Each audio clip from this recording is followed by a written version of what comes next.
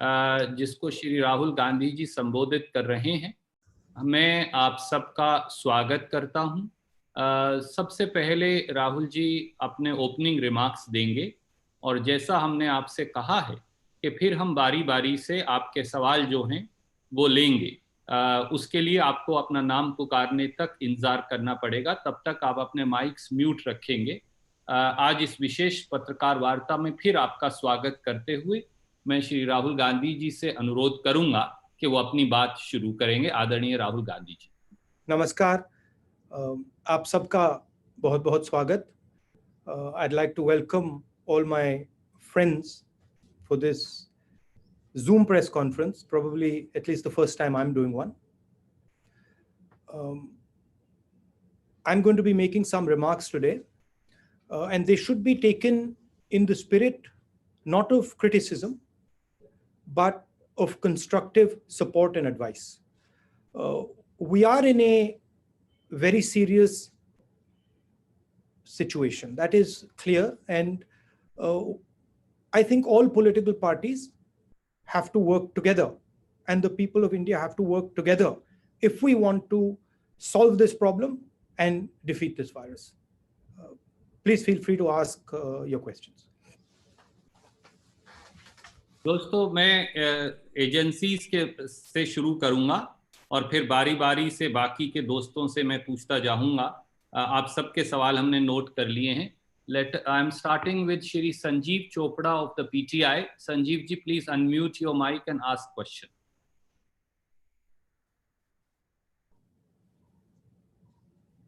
Shri Sanjeev Chopra ji from PTI. Yeah, Rahul ji, morning. Morning. Yeah, I can't see you though. It's Sanjeev ji, let me see if I can work this out. So the number is because large, so although everybody's name is appearing, but normally the image comes or it's not coming. Because Sanjeev Chopra ji, I found you. Yeah. Rahul ji, you've said that India is nowhere in the game as far as testing for COVID is concerned. What do you have to say on the response of the government on testing so far? And do you also suggest a joint panel of leaders, as you rightly said, that all parties and people have to get together to fight this, or of parliamentarians to suggest the way forward on issues relating to COVID response, both on the social and economic level? See, in order to answer your question on testing, I'll have to go into a bit more detail about the current situation.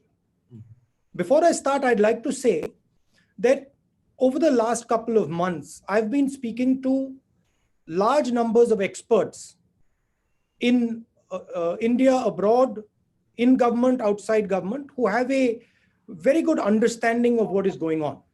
So a lot of what I'm going to be saying is going to be based on these conversations. Now, the first thing to understand is that a lockdown is like a pause button. A lockdown is in no way a solution to the COVID virus. It is as if you've hit pause and stopped the virus in its tracks until the lockdown. When we come out of the lockdown, the virus is going to start its work again. So it is very important that we have a strategy to come out of the lockdown. Now, what are the things that need to be put in place? The lockdown allows you the time and space to put in medical resources, to ramp up your testing ability, to prepare your hospitals, to get ventilators, to create the type of architecture that is required to fight the virus when it picks up again. So there is one misconception that I would like to clear up. In no way does a lockdown defeat the virus. It stops the virus for some time. Now, what is the real weapon against the virus? The biggest weapon. The biggest weapon is testing.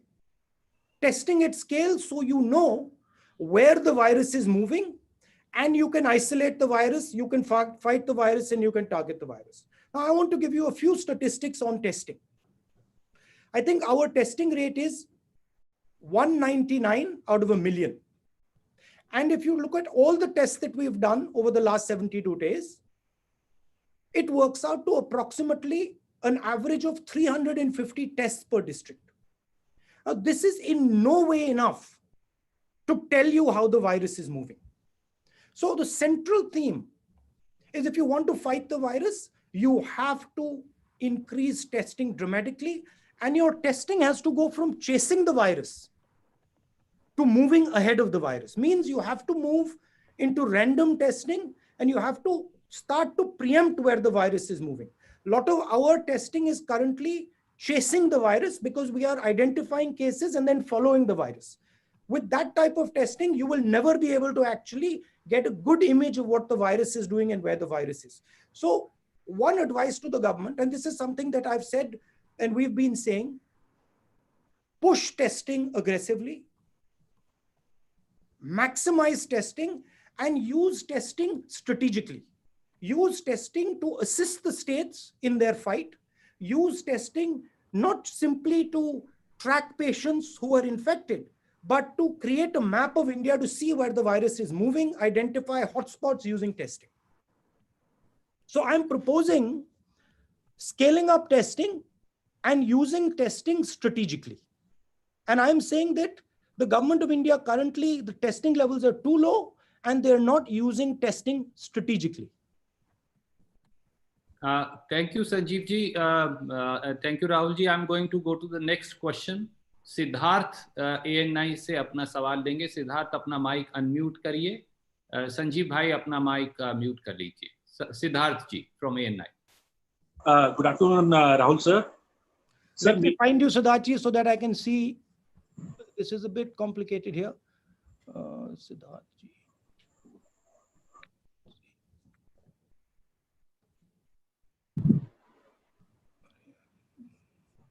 Why isn't the image just coming on? Sir, it says Siddharth ANI. He's wearing because there's a lot of people. Where is Siddharth?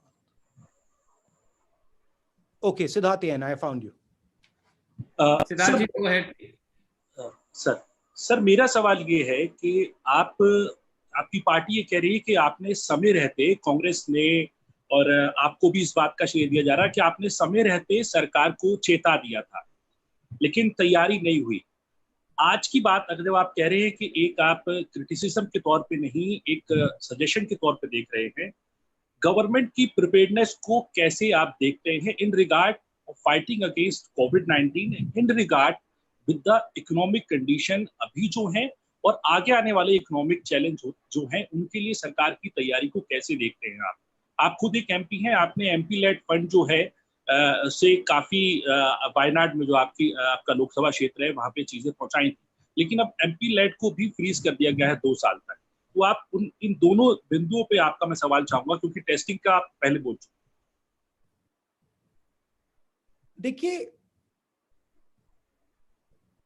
Covid virus से लड़ने के लिए main जो हमारी force है वो state level और district level पे है. जो केरला में सक्सेस, वायनाड में जो सक्सेस हुई है, वो बेसिकली जो डिस्ट्रिक्ट लेवल की मशीनरी है वो इफेक्टिव काम कर रही है. तो मेरा एक सजेशन है कि कोविड के खिलाफ जो लड़ाई हो वो टॉप डाउन ना हो, वो बॉटम अप हो. और प्राइम मिनिस्टर, जो स्टेट्स के चीफ मिनिस्टर्स हैं, जो डिस्ट्रिक्ट्स हैं, उनको एम्पावर करें. प्राइम मिनिस्टर का रोल आर्मी को एम्पावर करने का है, फोर्सेस को एम्पावर करने का है, स्टेट्स को पैसा पहुंचाने का है. जहां तक एमपी लैड की बात है, ठीक है, वो मतलब मेजर बात नहीं है इस सिचुएशन में. इस सिचुएशन में मेजर बात यह है कि हम मिलकर एक साथ लड़ रहे हैं. हम जो हमारे जो एसेट्स हैं उनको यूटिलाइज कर रहे हैं. डिस्ट्रिक्ट, स्टेट्स, जो हमारे एडमिनिस्ट्रेशन है, उनको हम इफेक्टिवली यूटिलाइज कर रहे हैं. जो हमारी जनता है उसको हम एडिक्वेटली यूटिलाइज कर रहे हैं. तो उस पे हमारा फोकस होना चाहिए. टेस्टिंग पे मैंने कहा, देखिए अब जो हुआ हो गया उसको भूल जाइए, क्योंकि यहां पे अब हम ऐसे लेवल पे पहुंच गए कि ये अब इमरजेंसी सिचुएशन हो गई है। तो मुझे ये कहना कि भाई ये नहीं किया, वो नहीं किया, वो मैं नहीं करना चाहता हूं। जो किया किया, जो नहीं किया नहीं किया। अब आगे देखते हैं और मिलकर हिंदुस्तान यूनाइट होके इस चीज से लड़े, और इससे देश को भी फायदा होगा।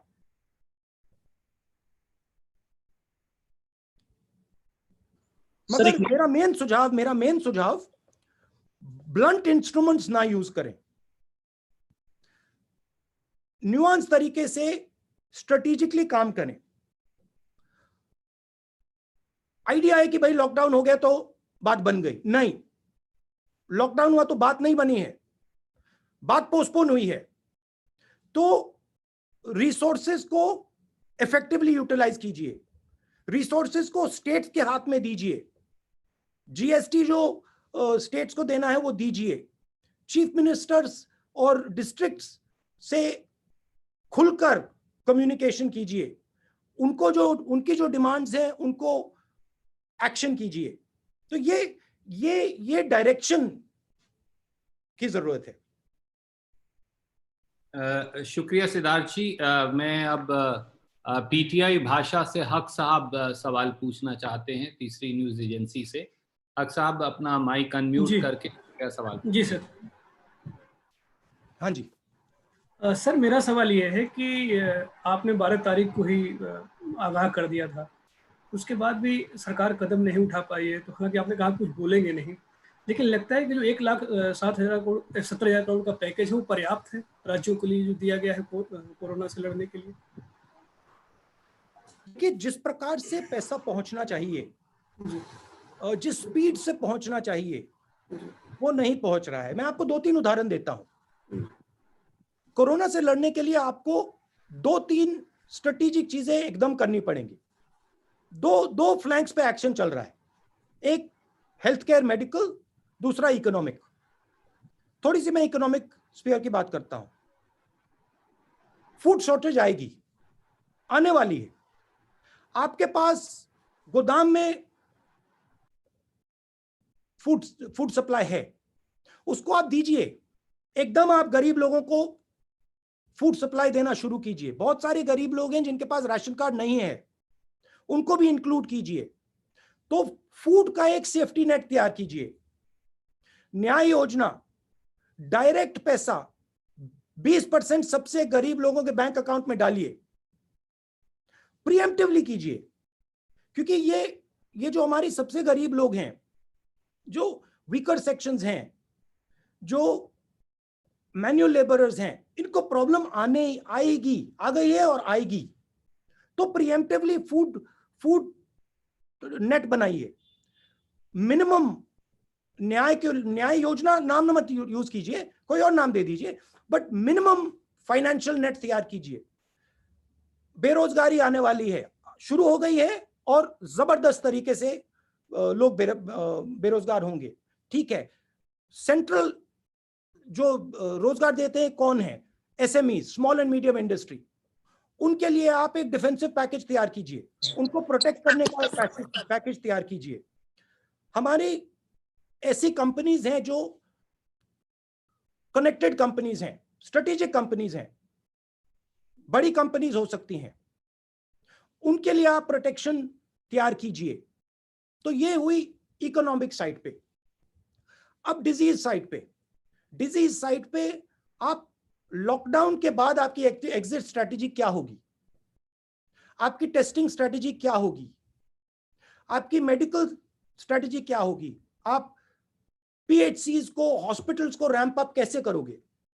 क्योंकि आपको वो लॉकडाउन खुलने से पहले करना पड़ेगा, क्योंकि लॉकडाउन के बाद डिजीज का अपटेक होगा, डिजीज बढ़ना शुरू हो जाएगी, तो आपको अग्रेसिवली उसको काउंटरैक्ट करना पड़ेगा। तो मैं कह रहा हूं कि ये डिलेड एक्शन नहीं होना चाहिए, ये इमीडिएट एक्शन होना चाहिए। मुझे काफी दुख हो रहा है कि आज तक जो फूड सप्लाई हमारा गोदाम में है वो लोगों के हाथ में नहीं पहुंचा है।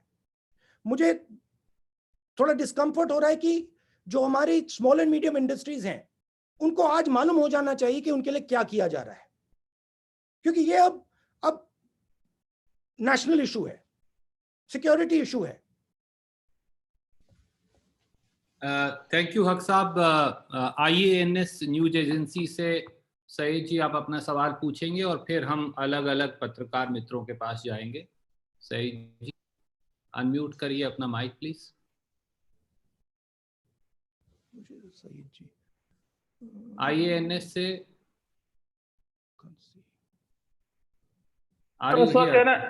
Sir, can I ask a question, sir? Sir, please unmute your mic first. I'll have to go like this. Yes, I have unmuted. No, you don't unmute your mic. Please let first the I think. Okay, right now. Saeed is not there, I think, sir. You can move on to the next person. Can we go to Sandeep Fukanji from The Hindu? Sandeep ji, please unmute your mic and ask. Am I audible? Sandeep Fukanji from The Hindu. Yeah. I've unmuted. Go ahead.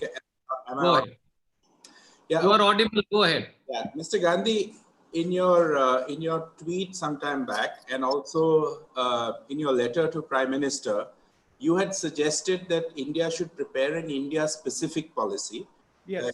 Keeping in mind the complexities of India. You also hinted at a partial lifting of the lockdown. Can you actually suggest more concretely what the government can do? Because from next Monday, they are anyways relaxing several industries from the 20th.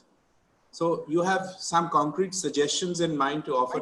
I think number one, it should be a strategic opening. So you open particular key areas.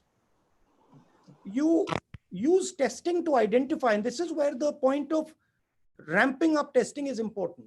You use testing to identify dynamically which are the hotspots. And you clamp down on those hotspots. But you create two basic zones in India, a hotspot zone and a non-hotspot zone. And you use testing to identify the places which are becoming hotspot.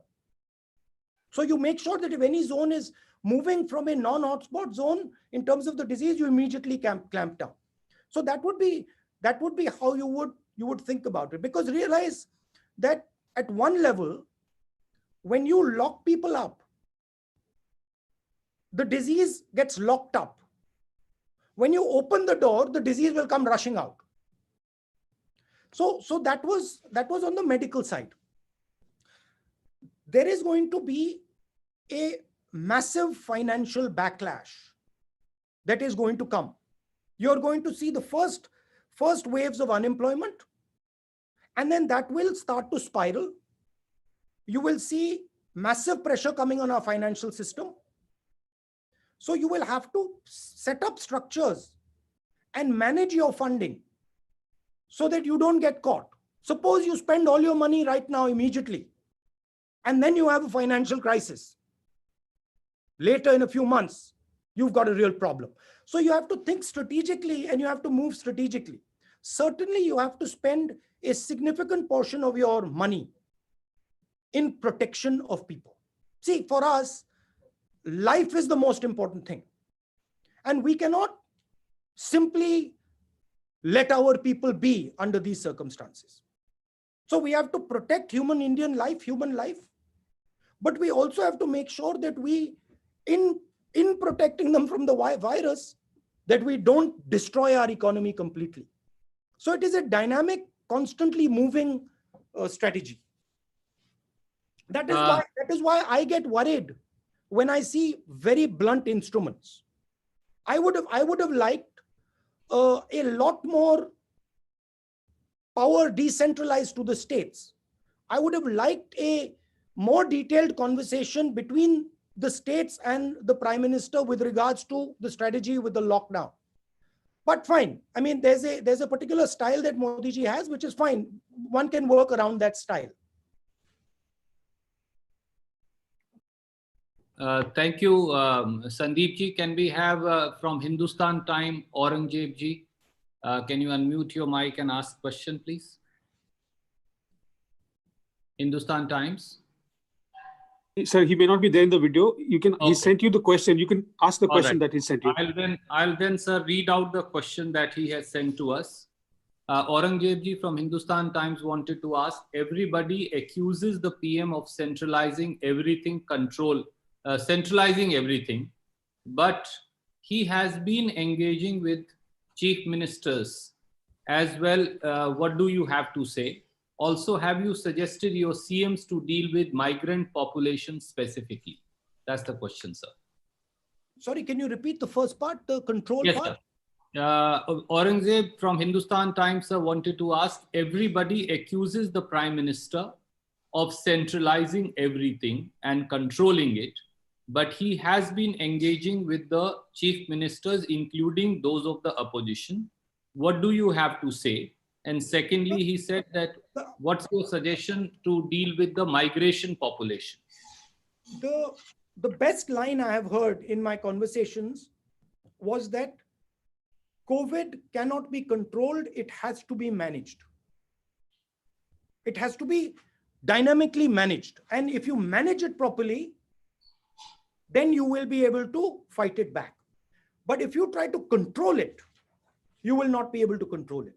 There's a difference between management and control. I think one needs to go beyond conversations. One needs to actually start putting money on the table, dynamically asking the chief ministers, what do they need? How can the central government help? So it is more than a conversation. It is a method of working. On the migrant issue, I think a couple mistakes were made with regards to the suddenness of the lockdown that have created a problem. We have a lot of migrants who are now stuck, and it is going to become a bigger problem as we go ahead. I think it's very important that we have a strategy for this, and I think the central government should work on a strategy of this, either how to solve this migrant issue in the states. I have not been speaking directly to my chief ministers about migrants, but I have mentioned to them that they need to handle this situation with extreme care and gentleness. Thank you, sir. Can I ask Manoj CG from Indian Express to come in, please? Manoj CG from Indian Express. Manoj ji, please ask your question if you're here, or I think he's sent in it. Yes, sir. Yes, sir. He has sent, sir. Manoj has sent, he has got disconnected for some reason, but he sent the question and I'll read out his question to you. What Manoj basically wanted to ask from the Express was, and I read the question, all the Congress ruled states had demanded extension of the lockdown. You, on the other hand, have asked the government to change its one-size-fits-all strategy. You have argued that India's conditions are unique and need to take different steps, unlike other large countries which are following a total lockdown strategy. Why this contradiction or suggestion? Well, first of all, India is the only country in the world that is attempting a lockdown with the migrant population that we have. There is no other country in the world that has the scale of migration that we have, other than China, which has stopped the migration in its tracks, because the Chinese system is different. They have, most of their migrants live in factories and live near factories and live in proper housing. So we have this huge migration problem. And we are also quite a decentralized country. I've been a member of parliament in Uttar Pradesh and in Kerala. I can tell you that the response in Kerala is completely different than the response in Uttar Pradesh. Results are different, the way of working is different, the style is different. So you need to give much more power to the chief ministers. In my view, the center needs to control the main arteries, the main national system, but the state needs to control its area. So if Chhattisgarh, in my view, wants a more nuanced lockdown, and Uttar Pradesh wants a total lockdown, that choice, in my view, should have been given to the chief ministers. But it's fine. It's not been given. We are past that now. It's no point. There's no point going over it again. Now we've gone into a full lockdown. We're now opening up partially on the 20th. I'm advocating a strategic opening because I fear that if you open and you do not have testing, you will be forced to go into a lockdown again because you will see the disease profile will pick up. So that is why I'm advocating for a strategic lockdown where the state governments are aggressively testing and checking what is going on dynamically. Thank you, sir. I will request now Arun Kumar Singh. He is here from the CNN IBN to ask his question. Arun ji, आप अगर मेरी बात सुन रहे हैं, मैं देख सकता हूं आपको. अनम्यूट करिए और पूछिए. हेलो. Yes, Arun ji, आपकी आवाज सुन रही है. I can't see Arun. Sir, he has a mask on his face. He's standing outside. Okay, Arun Kumar, हाँ जी, नमस्कार. नमस्कार. राहुल जी, एक छोटा सा सवाल मेरा ये था कि पिछला जो राष्ट्र के नाम संबोधन था प्रधानमंत्री जी का, उसमें उन्होंने कहा कि इस महामारी को किसी दूसरे देश से तुलना तो नहीं करनी चाहिए हमें, लेकिन फिर भी भारत अन्य देशों की अपेक्षा सही स्थिति में है, ठीक स्थिति में है, बेहतर स्थिति में है. क्या आपको लगता है कि जो भारत सरकार जो भी कदम उठा रही है वो पर्याप्त है और वो संतुष्ट होने लायक है आपको? देखिए, इसमें बाकी देश जो कर रहे हैं और हम जो कर रहे हैं, मुझे फ्रैंकली बाकी देशों के ऊपर वरी नहीं है. मैं जो हिंदुस्तान कर रहा हूं उसमें इंटरेस्टेड हूं. और मैंने कहा कि काफी एरियाज हैं जिन पर हमें सोचना है, जहां हमें सवालों के जवाब नहीं मिले हैं. एक बहुत बड़ा एरिया टेस्टिंग, दूसरा एरिया जो हमारे ऊपर फाइनेंशियल इंपैक्ट आने वाला है उसके बारे में हम क्या कर रहे हैं, तीसरा एरिया जो फूड शॉर्टेज आने वाली है उस पर हमारी स्ट्रेटेजी क्या है, चौथा हमारा जो स्मॉल एंड मीडियम बिजनेसेस जो हैं, जो हमारे 40% रोजगार देते हैं देश में, उनके लिए हमारा प्रोटेक्शन प्लान क्या है. मुझे नहीं लगता कि बाकी देश हिंदुस्तान जितने कॉम्प्लिकेटेड हैं, हिंदुस्तान जितने बड़े हैं, तो हमें इन चीजों को प्रोएक्टिवली अपफ्रंट सोचना पड़ेगा और एक्शन करना पड़ेगा. ये तो अगर देखिए, ये जो लड़ाई है ये अभी शुरू हुई है. इसमें आज विक्ट्री डिक्लेयर करना बहुत गलत काम होगा, क्योंकि ये लंबी लड़ाई है और इस लड़ाई को सिस्टमैटिकली आस्ते आस्ते लड़ना पड़ेगा. Thank you, Arun ji. May I now request Anand Patel from India today? He is here. Unmute your mic and ask question, please. Good afternoon. My question is with regard to the problems faced by the farmers in the country. We have seen the farmers struggling to sell their crop, that is one. And second, the losses which they are making because of the COVID pandemic. So far, we have not heard any step from the government, union government, to mitigate for the losses in terms of the MSP which they announce before every season. What are your suggestions to the government in this regard? I mean, my suggestions is to think about a safety net for critical areas of our economy. Food is going to be a major problem. It's going to be a huge problem. We have our godams full, and after our crop, we are going to have an overflow. Let us start giving that food out to the poor people. Farmers require protection. Prepare a package and deliver the package. You see, unfortunately, the nature of the crisis is such that everybody is impacted by it. You can talk about farmers, you can talk about small and medium business, you can even talk about big business. So it has to be an Indian response. It has to be a response that is compassionate to everybody. But one must keep in mind that do not use all your ammunition right now. Because if you use all your ammunition right now, and we end up 2-3 months from now with a serious financial blowback, we have a real serious problem then. So it has to be a thought through strategic strategic way of doing it. My advice is give out as much money to the poorest, weakest people as you can, but keep in mind that there is going to be a financial backlash. The water is going to come back.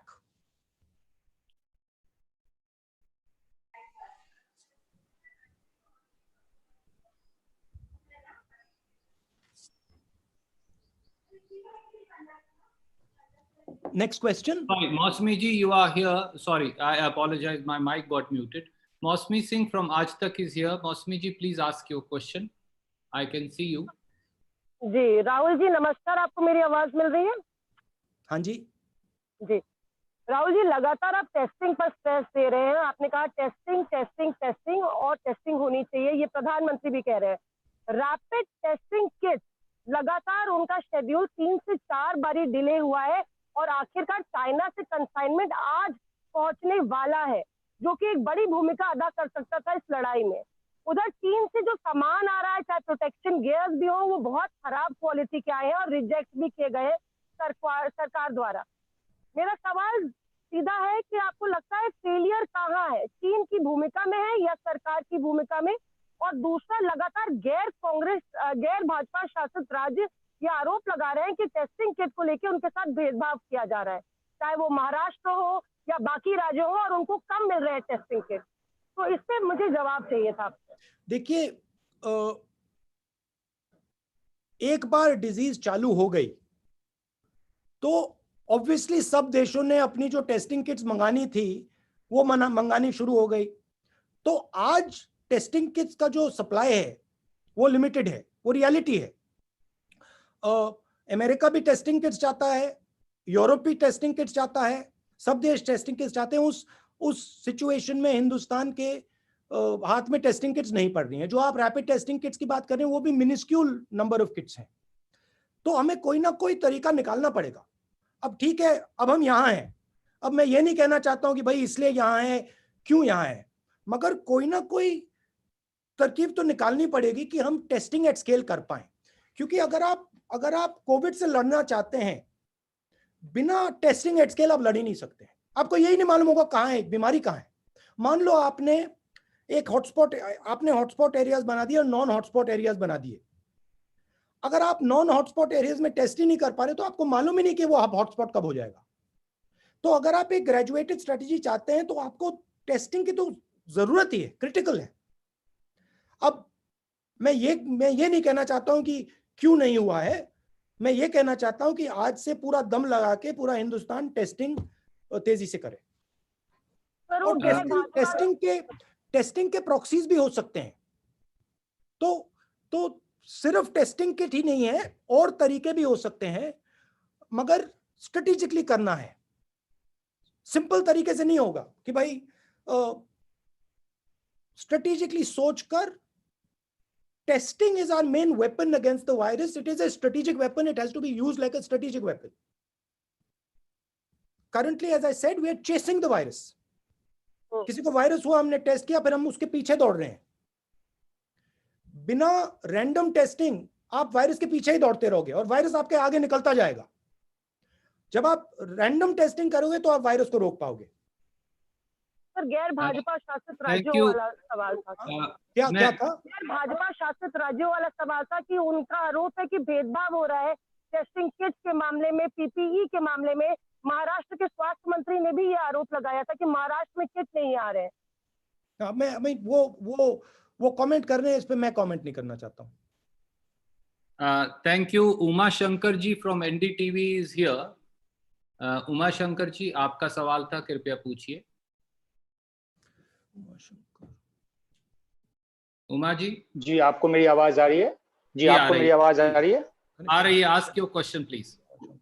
जी, जो हमने लगातार देखा है, जिस तरह से देश में माइग्रेंट लेबरर्स की जो समस्या है, जो पैदल चल के सैकड़ों किलोमीटर जा रहे हैं।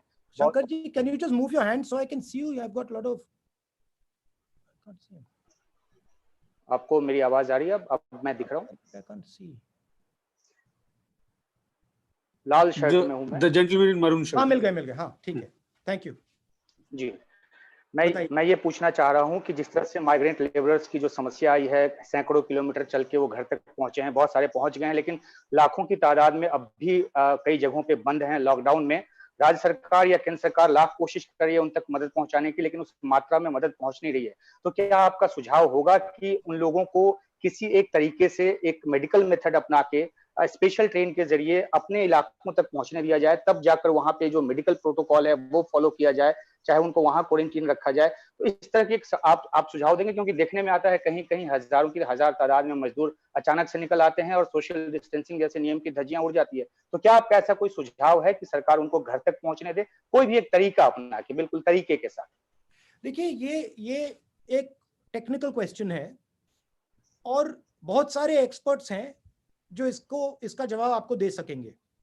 इसमें भी 2-3 अलग व्यूज हैं, मैंने लोगों से बात की है, 2-3 अलग व्यूज हैं, बट सरकार को जो एक्सपर्ट्स हैं उनसे समझ के ये रिजॉल्व करना चाहिए।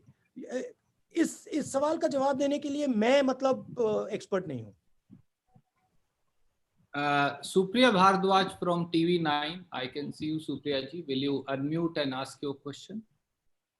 राहुल जी नमस्कार। मेरा सवाल आपसे है कि यही जो माइग्रेंट वर्कर्स हैं वो लोग काफी रो रहे हैं। जो उनकी समस्या मुख्य है वो यही है कि खाना नहीं मिल रहा है। आपने भी बार बार कहा है कि ग्रेनरीज को ओपन किया जाए और कहीं ना कहीं जो ग्रेनरीज हैं उनको खोल के लोगों को खाना दिया जाए। तो एक बार क्या सरकार को आप फिर से कहेंगे इसी चीज के ऊपर कि लोगों को खाना जो है इमरजेंसी राशन कार्ड के जरिए दिया जाए? और आखिर कितना बड़ा इसका इम्पैक्ट हो सकता है जो माइग्रेंट जो पॉपुलेशन जो प्रॉब्लम फेस कर रही है उसको देखते हुए? फूड सप्लाई क्रिटिकल चीज है और एकदम मतलब आज नहीं, ये तो 10 दिन पहले कर देना चाहिए था कि जो हमारे गोडाउन में खाना है वो एकदम अनाज है एकदम डिस्ट्रीब्यूट कर देना चाहिए। बहुत सारे लोग हैं जिनके पास राशन कार्ड नहीं है, उनको भी मिलना चाहिए। कोई ना कोई तरीका निकाला जा सकता है असेस करने के लिए। बट मुझे लगता है कि 10 केजी व्हीट और राइस, 1 किलो पल्सेस, 1 किलो चीनी हर सप्ताह सरकार को देना चाहिए उन लोगों को जो भूखे हैं, मिनिमम मतलब एकदम। क्योंकि हमारे गोदाम्स में ओवर सप्लाई है और वो फसल के बाद और ज्यादा हो जाएगा, तो उसको तो एकदम कर देना चाहिए। शुक्रिया Supriya ji. Ashish Singh ji from ABP. Ashish ji from ABP, will you unmute yourself and ask? Yes, sir. Here, Rahul ji. Good afternoon. Can you hear me, sir? I can hear you. What color shirt are you wearing? So this is like a check pattern. Do you like it? First, let me see it. He's wearing a mask. So the fact that you have taken note, I take that as a compliment. I can't find the check pattern shirt. Okay, I find. This side, yes, sir. This side. It is a very small checks in blues. Yes. And you're wearing a nice blue mask also. Thank you very much, sir. This is a designer mask gifted to me by a friend. Thank you very much. Yeah. Thank you. Sir, मेरा सवाल आपसे ये है कि आपने अभी tweet किया 2-1 दिन पहले और कहा कि वन साइज फिट ऑल जो लॉकडाउन का तरीका है वो ठीक नहीं रहा और उससे काफी लोगों को दिक्कतें हुई। मैं आपसे ये पूछना चाहता हूँ सर, आपकी नजर में प्रधानमंत्री मोदी से कमी कहाँ रह गई? कौन सी बड़ी गलती वो कर गए? इसलिए पूछ रहा हूँ क्योंकि आप ही के पार्टी के वरिष्ठ नेता और लीडर ऑफ ओपोजिशन इन राज्यसभा गुलाम नबी आजाद साहब ने कहा था कि उनको नहीं लगता कि इसको किसी और तरीके से हैंडल किया जा सकता था, क्योंकि दूसरे देशों को देखें तो उसके लिहाज से हमने बड़े अच्छे प्रिएम्प्टिव कदम उठाए हैं। इस पर आपका क्या कहना है? आपको क्या लगता है कमी कहाँ रह गई सरकार से? देखिए, ये मैं आपको जिस दिन कोविड को हिंदुस्तान ने हरा दिया उस दिन मैं आपको बताऊंगा। मगर आज मैं कंस्ट्रक्टिव एडवाइस देना चाहता हूं। मैं तू मैं नहीं पढ़ना चाहता हूं। आपके मुताबिक सर कंस्ट्रक्टिव सजेशंस आप क्या देना चाहेंगे जो अब किया जाना चाहिए? कंस्ट्रक्टिव सजेशन मैंने आज अभी बताया। सेफ्टी नेट जो कमजोर लोग हैं, न्याय योजना टाइप ऑफ योजना, डायरेक्ट मनी, सीधा पैसा सबसे गरीब लोगों के बैंक अकाउंट में, भोजन, स्मॉल एंड मीडियम इंडस्ट्रीज के लिए प्रोटेक्शन प्लान, जो हमारी स्ट्रेटेजिक कंपनीज हैं बड़ी वाली, जो बहुत कनेक्टेड कंपनीज हैं उनके लिए प्रोटेक्शन, और जो वायरस है उसको रोकने के लिए स्ट्रेटेजी।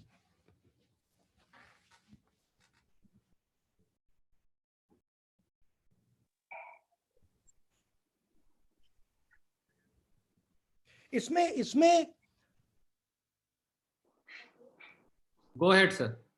इसमें डिक्लेरेशन ऑफ विक्ट्री नहीं करनी है, क्योंकि ये लंबी लड़ाई है।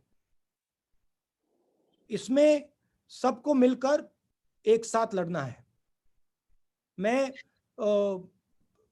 नरेंद्र मोदी जी से बहुत चीजों में डिसएग्री कर सकता हूं, करता हूं, मगर आज लड़ने का टाइम नहीं है। आज देश के साथ, देश को एक करके वायरस से लड़ने का टाइम है।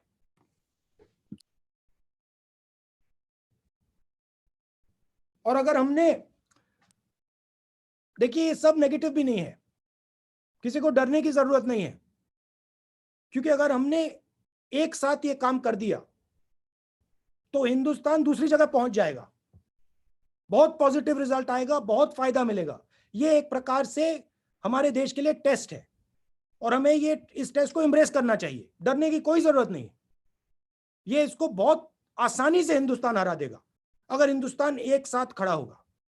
अगर हिंदुस्तान बढ़ जाएगा, अगर एक दूसरे से हम लड़ना शुरू कर देंगे, हार जाएंगे। Pallavi from CNN IBN, she is not here. Can I ask Shadab ji from Rajasthan Patrika to come in? Shadab ji unmute करके पूछिए। नमस्कार। Good afternoon Rahul ji. मेरा सवाल ये है कि आप और कांग्रेस अध्यक्ष सोनिया गांधी जी और जो कांग्रेस के जो अन्य नेता हैं वो लगातार सुझाव दे रहे हैं पीएम को। पीएम ने भी ऑल पार्टी मीटिंग्स बुलाई है, मुख्यमंत्रियों के साथ भी बैठक की है, तमाम पार्टियों ने उनको सुझाव दिए हैं, लेकिन जो विपक्ष है उनके सुझाव को नहीं माना जा रहा है। इससे ऐसा नहीं लगता कि कांग्रेस जो सरकार को ऐसा लगता हो कि कहीं कांग्रेस को इसका क्रेडिट मिल जाए, इसकी वजह से वो आप लोगों को सुझाव नहीं बन रही है? इस बारे में आप क्या सोचते हैं? मुझे कोई क्रेडिट नहीं चाहिए, मुझे बस जो हमारी जनता है, जो हमारा देश है, उससे उसकी प्रोटेक्शन करनी है। मुझे कोई क्रेडिट लेने की कोई जरूरत नहीं है, कोई फर्क नहीं पड़ता। क्रेडिट जो भी लेना चाहे ले ले, मगर हमारा काम आज कंस्ट्रक्टिव सजेशंस देने का है। सरकार ले ना ले, हम अपना काम करते रहेंगे। Thank you Shadab ji. Sanjay Jha ji from the Telegraph. Sanjay Jhaji, if you are here. Sir, you ask him, ask the question on his behalf. He's not joined in. He's sent in the question. Okay, sir, he has sent the question, and I'll ask. He probably has dropped out.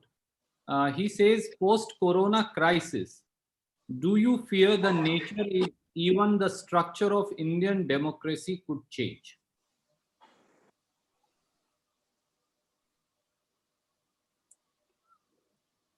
That's a real possibility. That's a real possibility. But we have to first take care of the virus. We can take care of, we know how to make sure that India is democratic. Don't worry about that. But right now we have to make sure that we defeat this virus.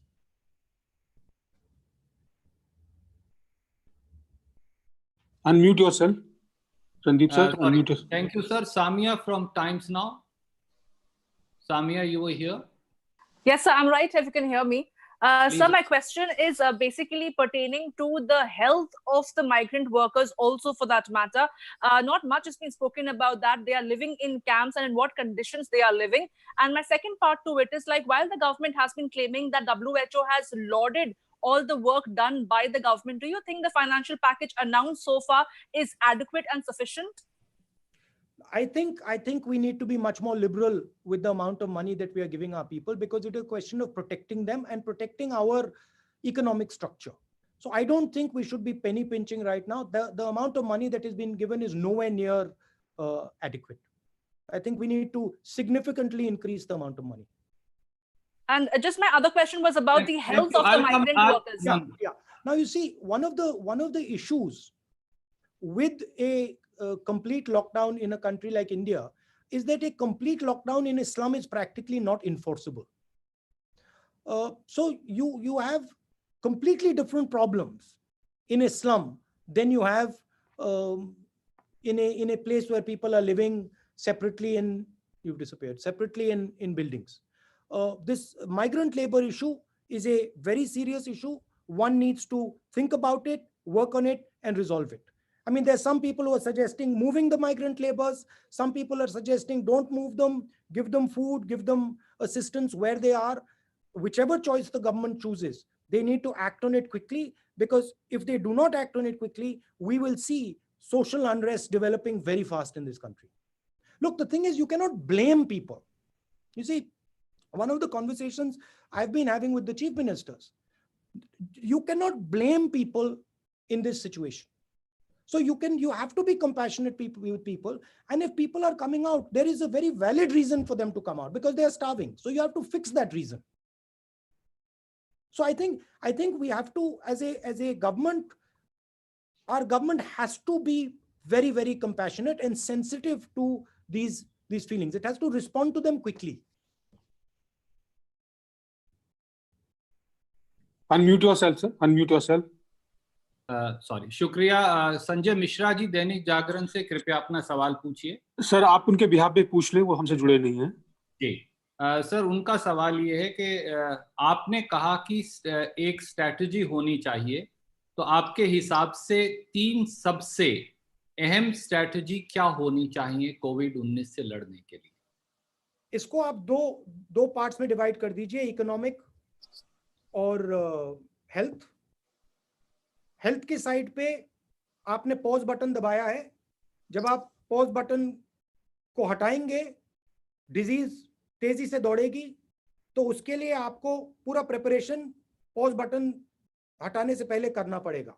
Hospitals, states को पैसा, health care, testing, पूरा आपका system 20 तारीख तक tip top shape में ready to go होना चाहिए, पहली बात।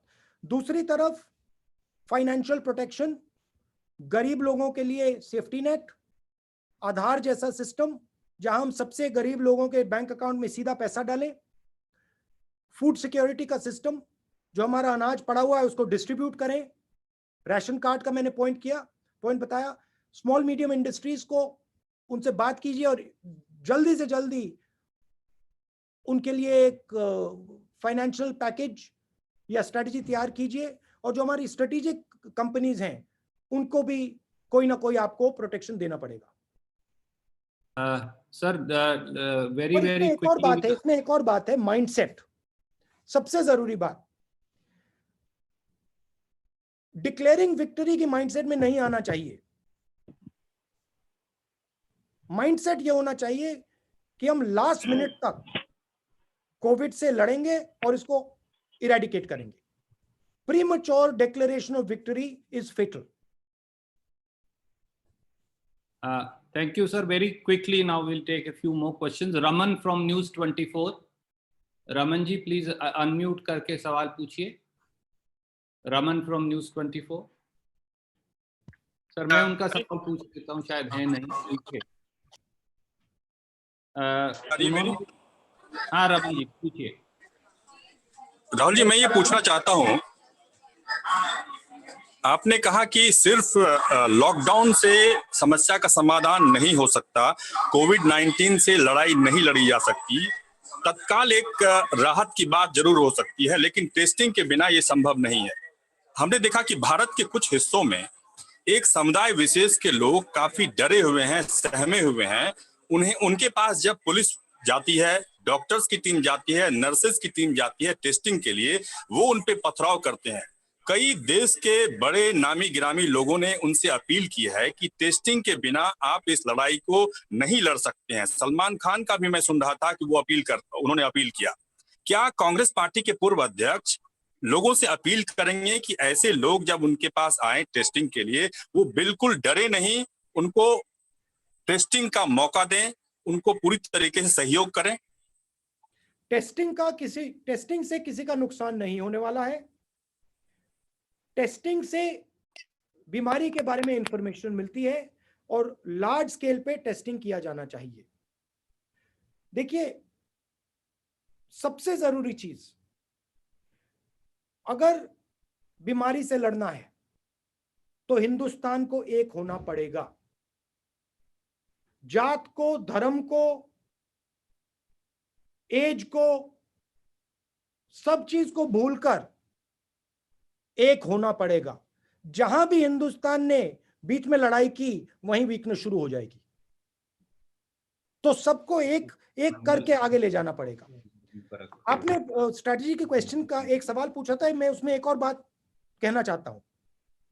देखिए, एक वनरेबल पॉपुलेशन है, जो बुजुर्ग लोग हैं वो वनरेबल हैं, और हिंदुस्तान में एक यूनिक चीज है जो वेस्टर्न कंट्रीज में, अमेरिका में, यूरोप में नहीं है। हिंदुस्तान में हमारी diabetes, heart disease, hypertension, pollution के कारण क्रॉनिक लंग इन्फेक्शन, ये बहुत है।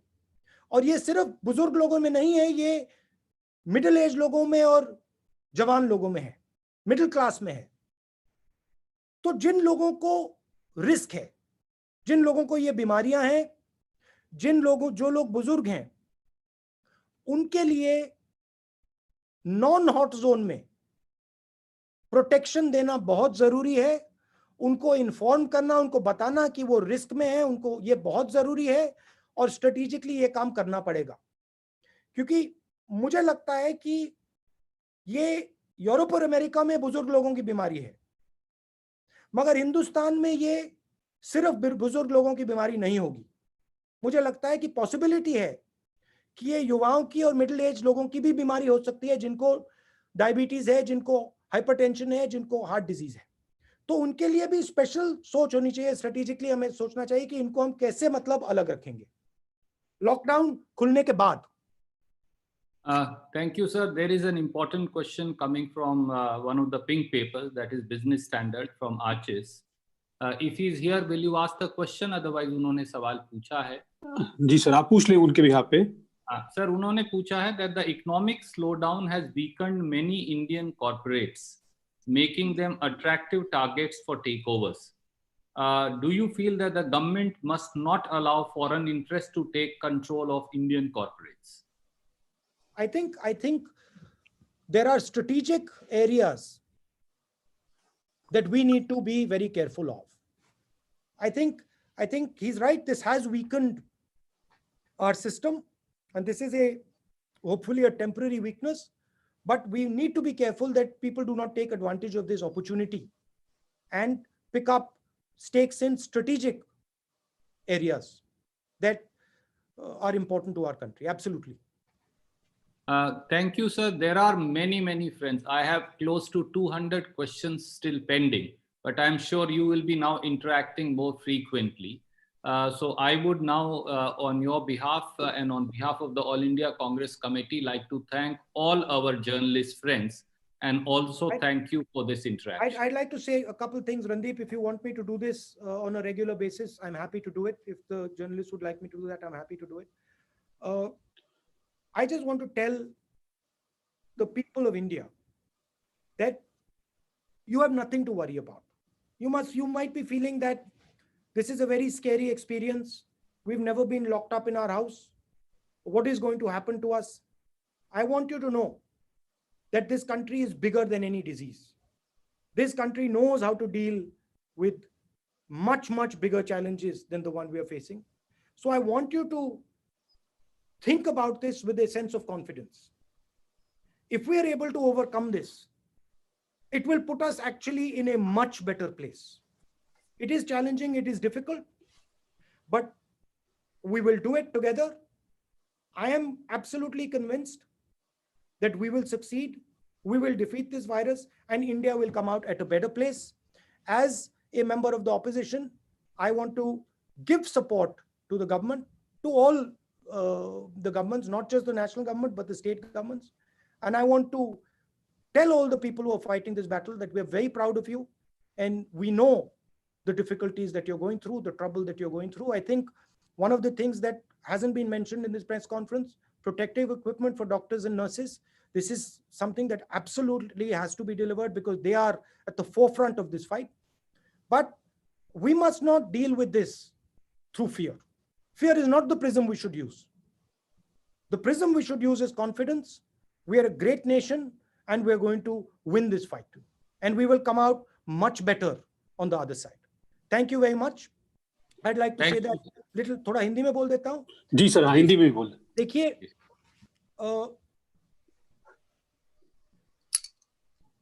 बहुत सारे लोग घरों में बंद हैं, डर लग रहा है, बेरोजगारी की बात हो रही है, लोग बेरोजगार हो रहे हैं, बहुत लोगों को डर लग रहा है कि भोजन नहीं मिलेगा.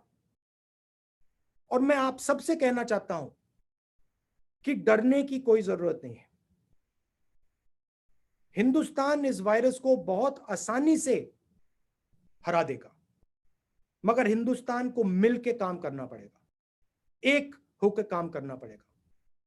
वायरस हमें यही मैसेज दे रहा है, सब देशों को यही मैसेज दे रहा है, अगर हम बट गए वायरस जीत जाएगा, अगर हम एक हो गए वायरस को हम हरा देंगे. तो डरने की कोई जरूरत नहीं है. कॉन्फिडेंस से हिंदुस्तान इस वायरस को हराएगा. कांग्रेस पार्टी और मैं कंस्ट्रक्टिव सपोर्ट देना चाहते हैं. चाहे सरकार माने या ना माने, हम अपने सुझाव देना चाहते हैं. जो सुझाव हमारे सरकार लेना चाहे वो ले ले, जो ना लेना चाहे ना ले, मगर हमारा काम पॉजिटिव सजेशंस देने का है. और वायरस को हराने के बाद हिंदुस्तान एक नई जगह पे पहुंच सकता है. बहुत तेजी से हम आगे बढ़ सकते हैं, मगर हमें बिना डरे कॉन्फिडेंस से काम लेना पड़ेगा. आप सबका बहुत बहुत धन्यवाद. बहुत बहुत शुक्रिया सब पत्रकार साथियों का, राहुल जी की तरफ से भी और अखिल भारतीय कांग्रेस कमेटी की तरफ से. हम ये इंटरैक्शंस, जैसा श्री राहुल गांधी जी ने कहा, आपसे जारी रखेंगे. सरकार को सुझाव भी देंगे, सकारात्मक सुझाव भी देंगे, जहां दुरुस्ती की जरूरत हुई दुरुस्ती के सुझाव भी देंगे, और एक कंस्ट्रक्टिव सपोर्ट सरकार से भी जारी रखेंगे, पर उससे भी ज्यादा हिंदुस्तान के 130 करोड़ लोगों से जारी रखेंगे. राहुल जी का फिर धन्यवाद, पत्रकार साथियों का भी धन्यवाद. नमस्कार. Thank you. धन्यवाद. Thank you, sir. Thank you everyone for joining. Thank you. Thank you very much, Rahul.